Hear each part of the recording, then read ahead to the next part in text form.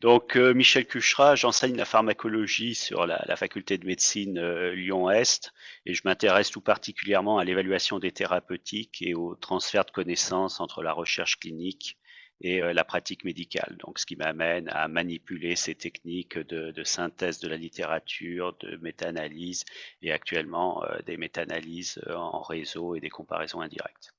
Donc, c'est le sujet que je vais développer durant une trentaine de minutes.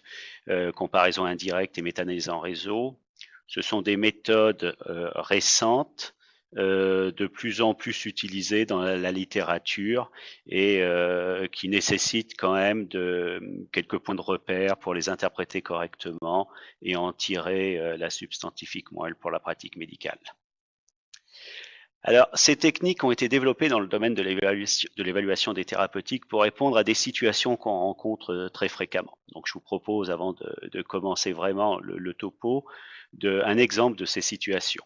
Nous sommes dans le cancer du rein avancé.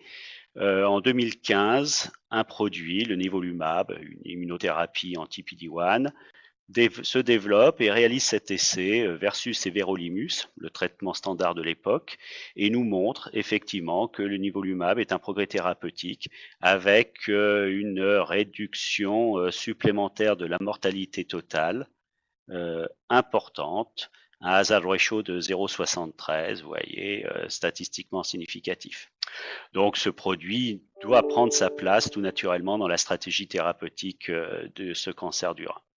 Mais très rapidement ensuite, en 2016, quelques mois plus tard, un deuxième essai est publié avec le cabozantinib, toujours versus everolimus, car ce sont des essais qui sont mis en place de manière contemporaine, alors que l'everolimus était la référence.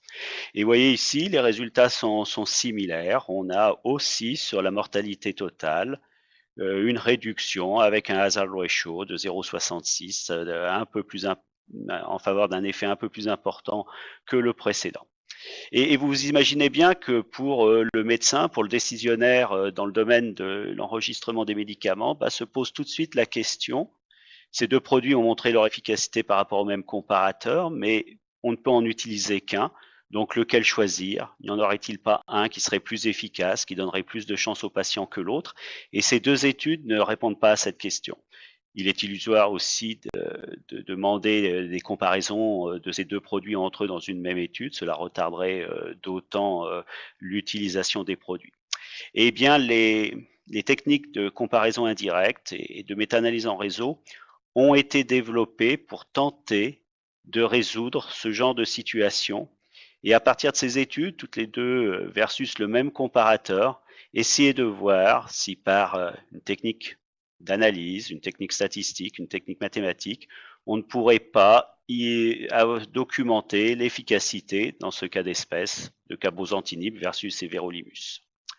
Donc c'est ce que l'on demande actuellement aux comparaisons indirectes, aux méta-analyses en réseau. Comparer le traitement A versus le traitement B, alors qu'aucun essai n'a comparé directement A versus B. Et cela, on fera une comparaison indirecte à partir d'essais du traitement A versus placebo, par exemple, et B versus placebo.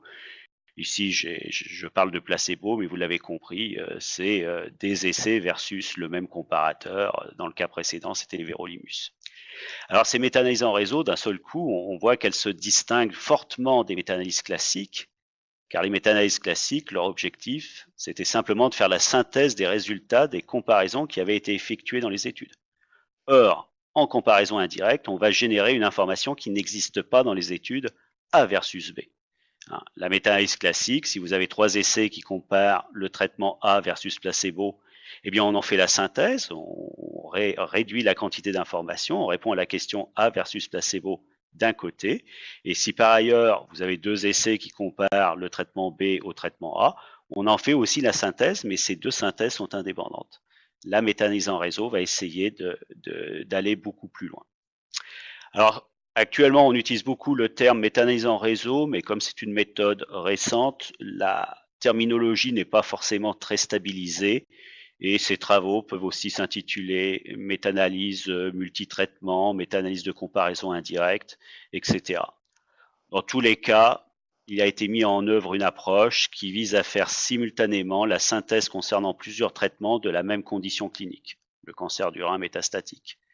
Ces approches vont faire la synthèse des comparaisons effectuées dans les essais et elles vont extrapoler les comparaisons non disponibles par ce processus de comparaison indirecte. On le verra dans un instant comment cela marche.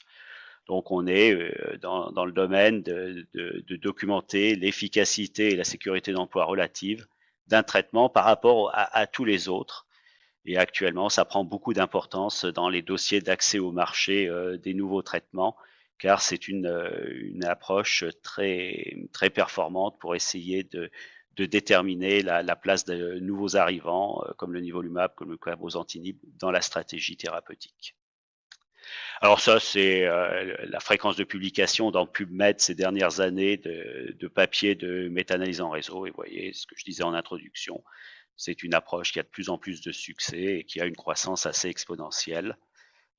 Quasiment, il n'y a plus de méta-analyse classique de publier. Toutes les publications voulant faire des synthèses utilisent ces techniques de méta-analyse en réseau. Alors, comment sont effectuées ces comparaisons indirectes? Eh bien, c'est assez simple. Ce que l'on a développé comme technique depuis les années 2000, c'est des techniques qui vont comparer A et B en l'absence de comparaison directe, d'essais de comparaison directe A versus B, mais à partir des essais du type A versus contrôle et B versus contrôle. Dans une comparaison directe, dans un essai qui fait cette comparaison directe, chez les mêmes patients, on a un groupe recevant A, un groupe recevant B. Et ensuite, le résultat obtenu sur le critère de jugement considéré, c'est un hazard ratio, par exemple, et son intervalle de confiance. L'intérêt de ces méthodes modernes de comparaison indirecte, c'est qu'à partir des deux essais de comparaison directe A versus C et B versus C, l'outil mathématique que l'on va utiliser va nous permettre de recalculer un hazard ratio et son intervalle de confiance, et ainsi de reproduire le type de résultat qu'on aurait obtenu si on avait fait l'essai de comparaison face à face, l'essai de comparaison directe. C'est cette possibilité de requantifier avec précision l'effet du traitement qui a assuré le succès de ces approches. Alors, pourquoi a-t-on besoin de développer des outils de comparaison indirecte? Pourquoi ne pas exiger? Vous voyez, nous sommes à un niveau réglementaire, au niveau de l'évaluation des nouveaux médicaments. On pourrait très bien dire qu'au niveau réglementaire, on ne prend pas en considération un nouveau produit tant qu'il ne s'est pas comparé directement aux concurrents, aux alternatives thérapeutiques. Mais il faut bien se rendre compte que ces comparaisons directes sont très difficiles à faire, car leur difficulté, c'est le double aveugle. Et par moment, on a des formes différentes galéniques, on a des fabricants différents.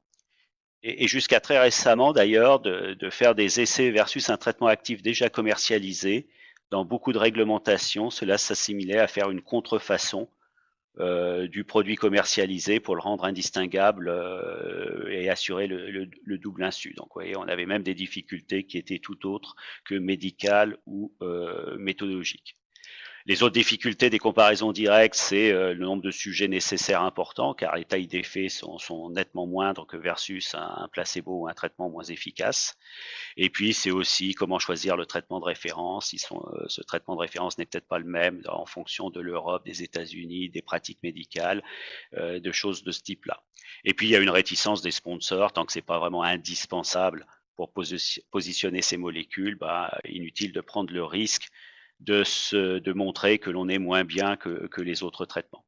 Et puis il y a aussi une autre raison qui explique que l'on manque de comparaison directe, et l'exemple du cancer du rein que j'ai utilisé l'illustre bien, c'est que les molécules se développent de manière concomitante dans les mêmes années, et que donc au moment où partent les études, le comparateur est commun pour toutes les études des nouveaux produits. Et ça, on ne pourra pas le solutionner. Donc, d'où l'intérêt des comparaisons indirectes. Alors, comment procède-t-on pour calculer ces comparaisons indirectes? C'est effectivement très très simple, c'est de l'arithmétique de base, c'est le principe de transitivité. Vous avez le traitement A évalué versus placebo, vous avez le traitement B évalué aussi versus placebo. A, par rapport au placebo, c'est un risque relatif de 0,70. Donc, pour faire simple, une réduction relative du risque de moins 30%. B, c'est moins 20%, un risque relatif de 0,80.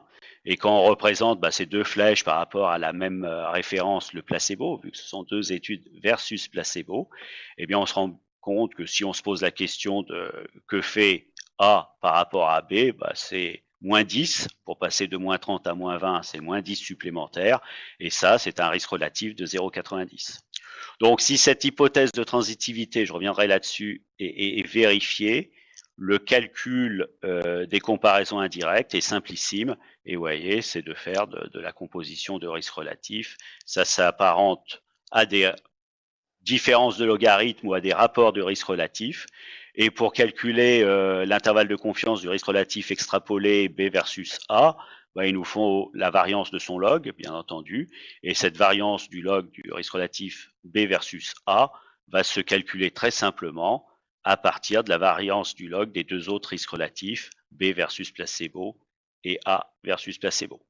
Donc, vous voyez, calculatoirement, il n'y a aucune difficulté pour faire cette manip. Avec Excel, ça marche très bien. Au passage, on voit quand même qu'il y a un coût à faire cette extrapolation, car la variance de l'extrapolation, c'est la somme des deux variances. Donc, on perdra en précision. Forcément, l'extrapolation, la comparaison indirecte, aura une précision moindre que la précision des deux données qu'on injecte dans le process, les deux risques relatifs. Alors, ce calcul est très simple, il est bien joli, il va nous donner des résultats alors qu'on n'a aucune donnée qui compare directement les deux traitements.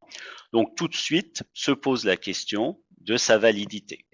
Et là, on s'aperçoit surtout que on imagine bien qu'entre les deux études, ce ne va pas être exactement les mêmes patients. Il n'y a pas eu de randomisation des produits entre eux. C'est fait de manière indépendante dans deux logistiques d'études complètement différentes. Donc, ce n'est pas toujours les mêmes patients, ce n'est pas toujours les mêmes contextes de soins. Donc, faire ces extrapolations à partir d'un substratum aussi différent, est-ce que ça un problème? Est-ce que ça remet en cause la validité de la comparaison indirecte, etc. Là, on a les idées assez claires à l'heure actuelle. Ces comparaisons indirectes sont valides à partir du moment où on peut vérifier, où l'on peut s'assurer que l'hypothèse de transitivité est vérifiée. Autrement dit, la validité des comparaisons indirectes ne repose que sur une seule chose, c'est la vérification par les données de cette hypothèse de transitivité qu'on appelait aussi, et qu'on appelle toujours d'ailleurs, échangeabilité des effets. Alors cette hypothèse dit que les traitements peuvent être échangés entre les essais sans changer les résultats qu'on a obtenus dans les essais d'origine. Je vais prendre un exemple pour illustrer cela. C'est dans la fibrillation auriculaire, les nouveaux anticoagulants oraux, les anticoagulants oraux directs. Par exemple, l'apixaban a été évalué versus warfarine dans son essai qui s'appelle Aristotle, et on a trouvé un risque relatif de 0,79 versus warfarine. Un deuxième anticoagulant direct, c'est le rivaroxaban, toujours évalué versus warfarine dans son essai Rocket. Le risque relatif est de 0,91. Les comparaisons indirectes vont donc nous permettre d'avoir une idée de l'efficacité d'apixaban versus rivaroxaban. Mais pour cela, il faut que l'on ait l'échangeabilité. Cela veut dire que si j'avais évalué l'apixaban dans l'essai Rocket, avec les patients qui ont été inclus effectivement dans l'essai Rocket, eh bien j'aurais obtenu aussi le risque relatif de 0,79. Et si j'avais mis inversement le rivaroxaban dans l'étude Aristotle, eh bien le risque relatif aurait été de 0,91, identique à celui que j'ai bien documenté dans l'étude du rivaroxaban dans l'étude Rocket. Et dans ce cas d'espèce, ce qui pose un petit peu problème, c'est qu'on sait que dans l'étude Rocket, les patients étaient plus âgés et ils étaient plus à risque de faire un AVC. Ils avaient un score SHATS2 plus élevé que dans l'étude Aristotle. Donc, patients différents sur des variables pronostiques, et on se dit, est-ce que la transitivité va être vérifiée? Et là, ce qu'il faut bien réaliser, c'est que quand on parle de transitivité, on va s'intéresser à des différences de patients, mais sur des variables qui modifient l'effet du traitement, et non pas simplement sur des variables pronostiques. En effet, si le risque relatif de l'apixaban change dans l'étude requête, c'est-à-dire chez les patients plus âgés à plus haut risque de faire un AVC, ça veut dire que ces deux facteurs sont des modificateurs de l'effet de l'apixaban versus warfarine. Et cela n'a rien à voir avec les classiques facteurs de risque que les cliniciens que l'on manipule tous les jours. Donc l'hypothèse de transitivité est assez simple, mais elle nous oblige à valider quelque chose sur des modificateurs de l'effet traitement qu'on a peu l'habitude de manipuler finalement. Ce qu'il faut dire aussi, c'est que cette hypothèse de transitivité, qui est l'hypothèse fondamentale de validité des comparaisons indirectes, elle est intestable. En méta-analyse classique, l'hypothèse fondamentale de validité, c'est l'homogénéité. Et vous savez qu'on a des statistiques, des tests pour vérifier cette homogénéité, l'absence d'hétérogénéité, le I carré, un test statistique de Cochrane, etc. Mais ici, avec la transitivité, on n'a absolument pas cette possibilité de faire un test statistique. La seule chose que l'on peut faire, c'est évaluer sa plausibilité par le raisonnement, par la connaissance de la pharmacologie des produits, éventuellement par des analyses de sensibilité et éventuellement par des ajustements. Donc le processus de validation de l'hypothèse de transitivité, ça va être un processus qui ressemble à cela.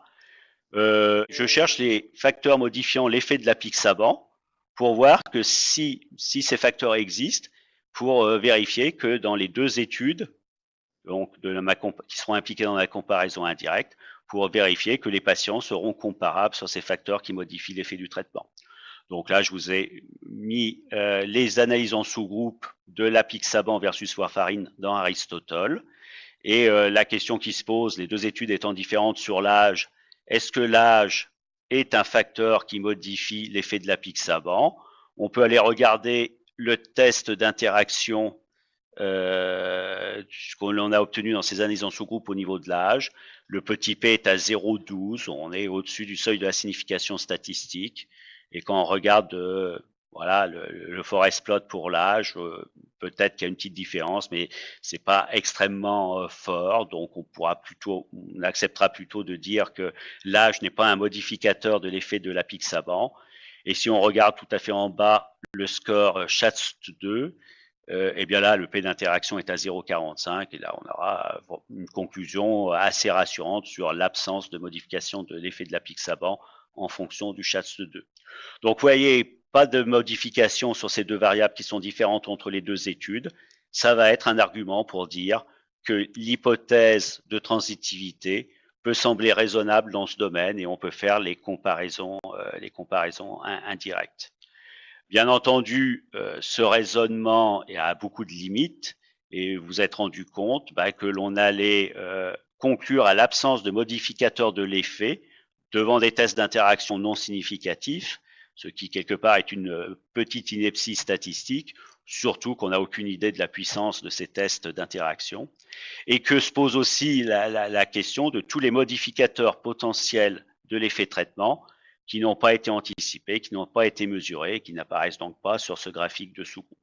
Quoi qu'il en soit, cette hypothèse de transitivité n'est jamais discutée dans les papiers et c'est la limite majeure que l'on peut mettre sur ces publications, c'est-à-dire que les auteurs ne nous donnent pas les moyens de savoir s'il était raisonnable de faire ces méta-analyses en réseau, ces comparaisons indirectes, et donc on reste assez dubitatif vis-à-vis des résultats produits.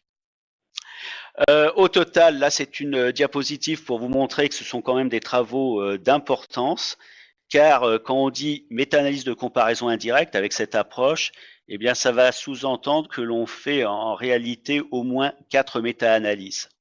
On va faire une méta-analyse des essais A versus placebo pour documenter ce risque relatif de A. On va faire une méta-analyse des essais B versus placebo. Ensuite, on va calculer CIA, comparaison indirecte ajustée. On va faire ce calcul de comparaison indirecte. Mais on va aussi regarder si par hasard, il n'y a pas des essais qui ont comparé directement A versus B. Et s'il y a des essais de ce type-là, on en fait la méta-analyse. Là, ça va avoir un intérêt assez important pour la discussion de la fiabilité des comparaisons indirectes, car vous voyez, si j'ai une estimation directe de A versus B, eh bien, je vais pouvoir la confronter, voir si elle est en cohérence avec la comparaison indirecte A versus B. Si les deux risques relatifs sont proches, si les intervalles de confiance se chevauchent, eh bien, ça va renforcer la confiance que j'ai dans la comparaison indirecte. Et pour conclure, que fait A versus B? Eh bien, on va faire la synthèse de ces deux estimations de A versus B, celle qui provient des essais de comparaison directe et celle qui provient de l'extrapolation par comparaison indirecte. Et au total, on obtient ce que l'on appelle actuellement les Mixed Treatment Comparison, mixte pour bien insister sur le fait que c'est un mélange de comparaison directe et de comparaison indirecte. Bien sûr, au passage, comme je l'ai dit, on aura pris le soin de vérifier qu'il y avait cohérence, consistance entre les deux façons d'estimer A versus B, la directe et l'indirecte. Donc ça, c'était le processus de comparaison indirecte. Vous voyez, c'est simple calculatoirement, mais c'est la fiabilité de ce que l'on va produire comme résultat dépend, j'insiste là-dessus, à nouveau, dépend de la vérification par les données sur lesquelles on fait ces calculs de l'hypothèse de transitivité. Et ça, c'est fondamental. Il ne faut pas se faire séduire par la puissance du calcul, par obtenir ce résultat que l'on espère tous et que l'on n'a pas, le fait de A par rapport à B. Il faut bien avant cela se poser la question de la fiabilité.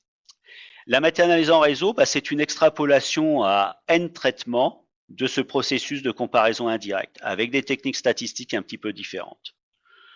Une des premières méta-analyses en réseau a été celle-ci, publiée en 2003 dans le JAMA, et là, ce travail avait pour objectif de résumer toutes les preuves cliniques que l'on avait concernant l'efficacité et la sécurité des différents traitements antihypertenseurs.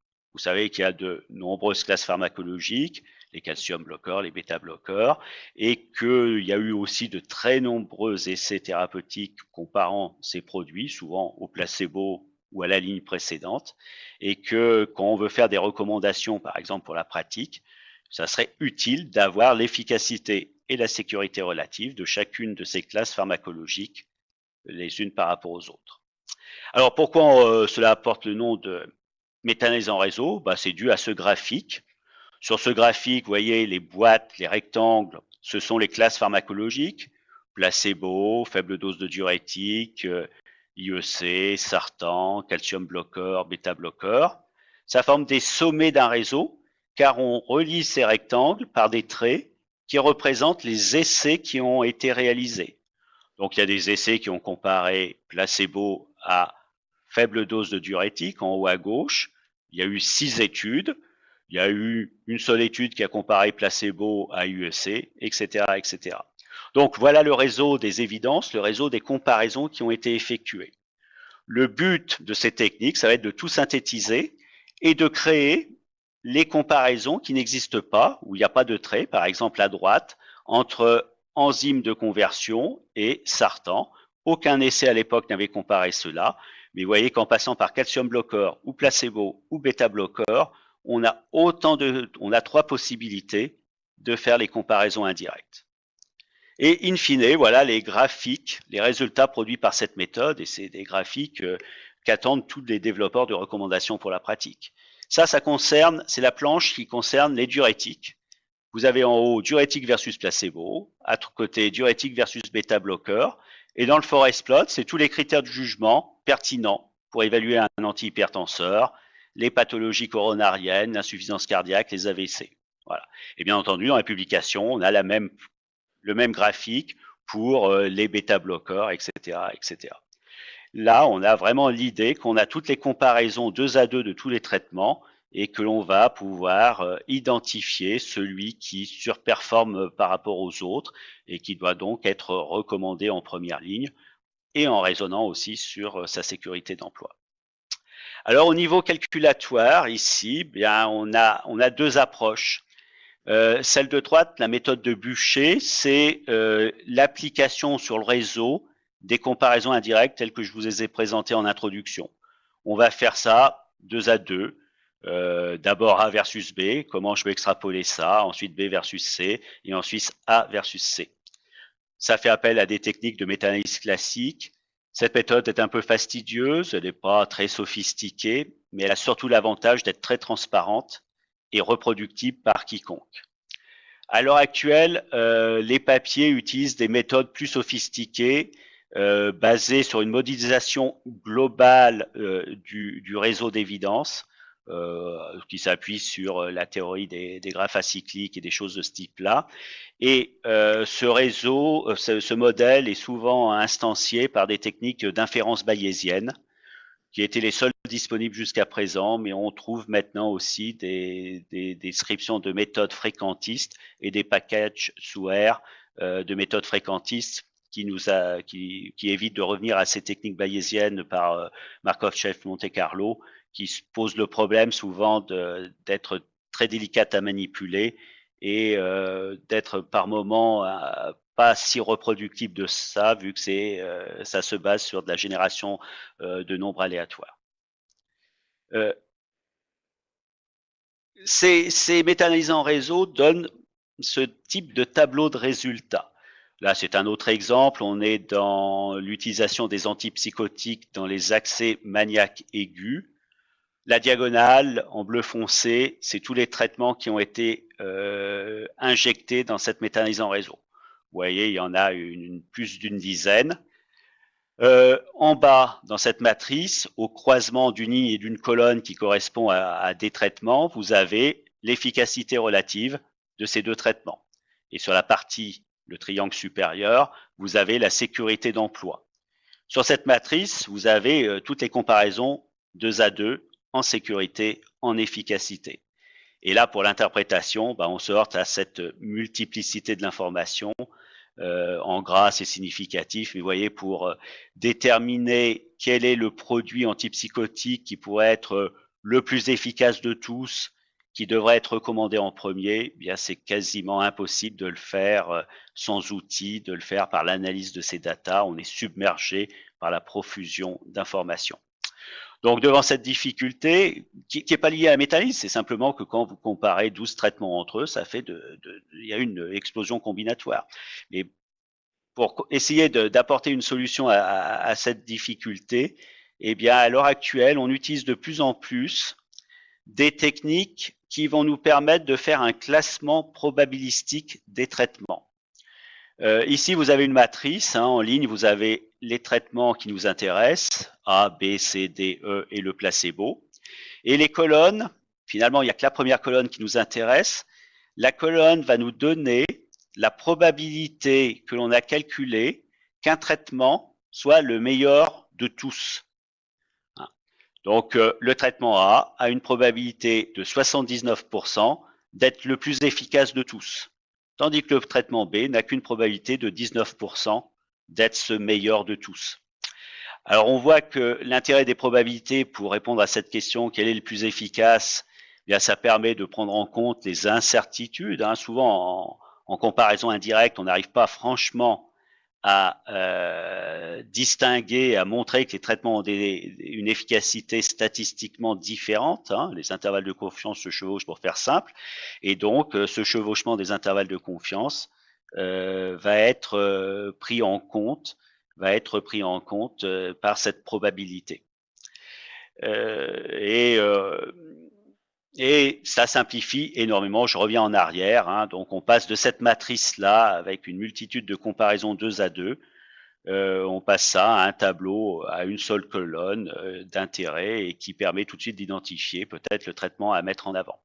Alors, les autres colonnes que vous avez sur cette matrice, c'est simplement ensuite, deuxième colonne, la probabilité qu'un traitement soit le deuxième plus efficace, le troisième plus efficace. C'est classique de donner ces informations, mais c'est pas très utile. Je terminerai là-dessus. Donc, vous voyez, on s'oriente de plus en plus vers cette synthèse ultime de toute l'information apportée par le réseau d'évidence. Mais il ne faut quand même pas oublier que on fait un ranking, on fait un classement des produits, mais il y a que l'incertitude dans ce classement. Et ce qui devrait se généraliser, mais que j'ai trouvé que dans une seule publication, c'est de classer les traitements, le traitement du rang 1, le traitement du rang 2, etc., mais surtout en représentant l'incertitude statistique.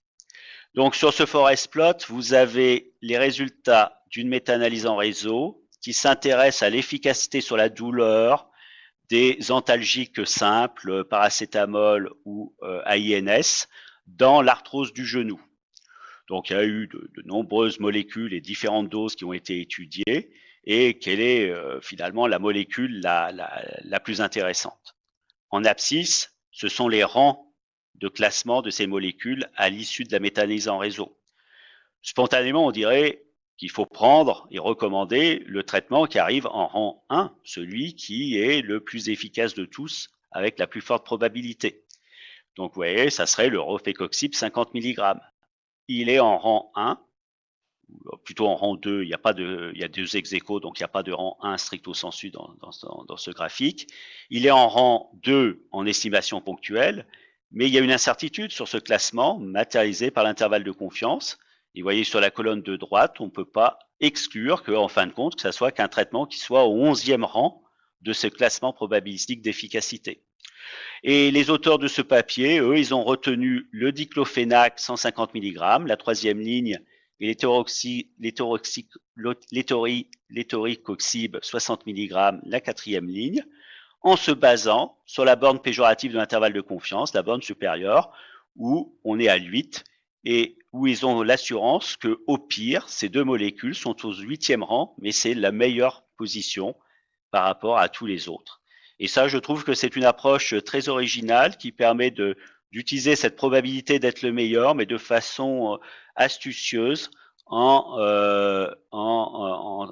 retranscrivant l'incertitude que l'on a sur cette information au lecteur, et de quand même l'alerter, entre autres par ce moyen, sur le fait que ce sont des extrapolations, qu'il n'y a eu aucune randomisation des traitements entre eux, et que ces méta-analyses en réseau, ces comparaisons indirectes, sont indicatives, mais n'ont peut-être pas un niveau de preuve très fort, et certainement pas le niveau de preuve d'une comparaison directe des traitements entre eux. Voilà, je vous remercie pour votre attention.